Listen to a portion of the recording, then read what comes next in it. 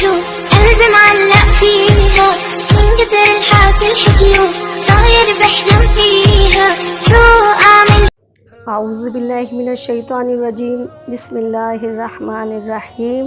السلام علیکم دوستوں، امید کرتی ہوں آپ سب خیریت سے ہوں گے۔ دوستوں، آج میں جو پروگرام آپ کے لیے لے کر حاضر ہوئی ہوں، اس کے لیے ہمیں خود بھی زیادہ سے زیادہ علم حاصل کرنا چاہیے اور ہمیں اپنی اگلی نسلوں کو بھی منتقل کرنا چاہیے۔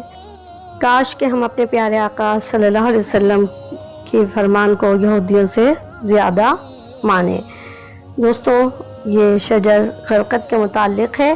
شجر غرقد یہودیوں کا پسندیدہ درخت ہے۔ اس کے کئی نام ہیں: شجر یہود، گنگا درخت یا یہود کا پاسبان درخت، برگد عام ہے۔ غرقد ایک جنگلی درخت کا نام ہے جو خاردار جھاڑی کی صورت میں ہوتا ہے۔ مدینہ کا قبرستان جنت البقیع کا اصل نام، دوستوں آپ بھی نہیں جانتے ہوں گے اور نہ ہی میں اس سے کبھی واقف تھی، تو جنت البقیع کا اصل نام بقیع الغرقد ہے، اسی لیے کہ جس جگہ یہ قبرستان ہے پہلے وہ غرقد کی جھاڑیوں کا خطہ تھا جو مدینے کے اطراف صحراؤں میں پایا جاتا ہے۔ پورے اسرائیل میں اس درخت کو انتہائی تیز رفتاری سے کاشت کیا جا رہا ہے۔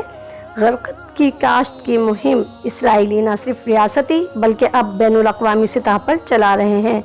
خود اسرائیلی وزیر اعظم ایک جگہ یہی درخت لگاتا ہے۔ اس کے علاوہ اسرائیل نے انڈیا سے بھی کہا ہے کہ وہ اپنے ملک کی تمام بنجر اراضی پر غرقد کی کاشت کرے، جس کا تمام تر معاوضہ اسرائیل برداشت کرے گا۔ اب سوال یہ اٹھتا ہے کہ کیا تمام یہودی پاگل ہو چکے ہیں؟ نہیں، دنیا کے تمام وسائل پر قابض یہودی پاگل نہیں ہیں۔ یہ بہت ذہین قوم ہے۔ یہ قوم اپنے مذہب سے زیادہ اسلام کی سچائی پر یقین رکھتی ہے۔ ان لوگوں نے احادیث کی تمام کتابیں پڑھ رکھی ہیں۔ غرقد کی کاشت کی مہم رسول اللہ صلی اللہ علیہ وسلم کی ایک حدیث پاک کی وجہ سے چلائی جا رہی ہے۔ صحیح مسلم کی وہ حدیث یہ ہے، حضرت ابو ہریرہ رضی اللہ تعالیٰ عنہ سے روایت ہے کہ رسول اللہ صلی اللہ علیہ وسلم نے فرمایا، قیامت قائم نہ ہوگی یہاں تک کہ مسلمان یہودیوں سے جنگ کریں اور مسلمان انہیں قتل کر دیں، یہاں تک کہ یہودی پتھر یا درخت کے پیچھے چھپیں گے تو پتھر یا درخت کہے گا، اے مسلمان، اے عبداللہ، یہ یہودی میرے پیچھے ہے، آؤ اور اسے قتل کر دو، سوائے درخت غرقد کے، کیونکہ وہ یہود کے درختوں میں سے ہے۔ صحیح مسلم جلد سوم حدیث نمبر 2838۔ دوستوں، یہاں تک کہ اب اسرائیل مختلف NGOs کے ذریعے دنیا بھر میں ان درختوں کی کاشت پر زور دے رہا ہے۔ افغانستان سمیت کئی ممالک ایسے ہیں جن میں اسرائیلی ماحولیاتی آلودگی کے نام پر غرقد کی کاشت بڑے پیمانے پر کر رہا ہے۔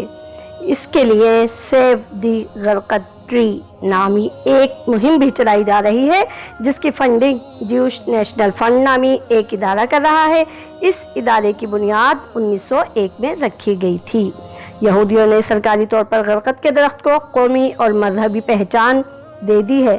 اب ہم مانیں یا نہ مانیں، یہودی ہمارے نبی کے فرمان کو مان کر اپنی سلطنت کو وسیع اور جان بچانے کے لیے غرقد کی آبیاری کر چکے ہیں، لیکن وہ یہ بھول چکے ہیں کہ مشیت ایزدی نے امام مہدی اور سیدنا عیسیٰ علیہ السلام کی شکل ان کی تباہی کا سامان کر رکھا ہے۔ اے ہمارے پروردگار، تیرے پیاروں سے ایک بھی گناہ ہوتا ہے تو وہ فوراً تجھ سے رجوع کرتے ہیں اور تو ان کی سن لیتا ہے اور انہیں معاف کر دیتا ہے، جبکہ ہم تو گناہوں کے سمندر میں ڈوبے ہوئے ہیں اور ہر پل اس کی گہرائی کی طرف ہی جا رہے ہیں۔ اے رب کریم، ہم بہت شرمندہ ہیں اور تیری رحمت کے سوا کوئی سبیل بھی نظر نہیں آ رہی۔ تو ہم پہ رحم فرما اور آقا کریم صلی اللہ علیہ وسلم اور صحابہ کرام کے صدقے ہماری خطائیں معاف فرما کر ہمیں اپنے برگزیدہ بندوں میں شامل فرما لے۔ اے اللہ، ہمیں فتنوں کے دور میں ایمان کی حالت میں رکھنا اور ہمارا خاتمہ ایمان پہ فرمانا، آمین یا رب العالمین۔ تو دوستوں، یہ تھی وہ بات جو یہودیوں نے نسل در نسل منتقل کی اور اب ان کے نسل اس عمل پر پیروکار ہے۔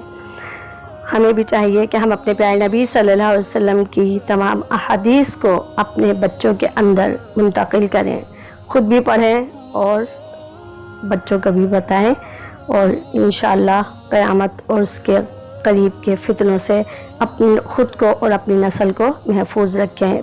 پروگرام دیکھنے کا بہت بہت شکریہ دوستوں۔ پروگرام پسند آئے تو پلیز پروگرام کو لائک کیجئے، کمنٹس کے ذریعے اپنی رائے دینا نہیں بھولیے گا اور چینل کو سبسکرائب کرنا بھی نہیں بھولیے گا۔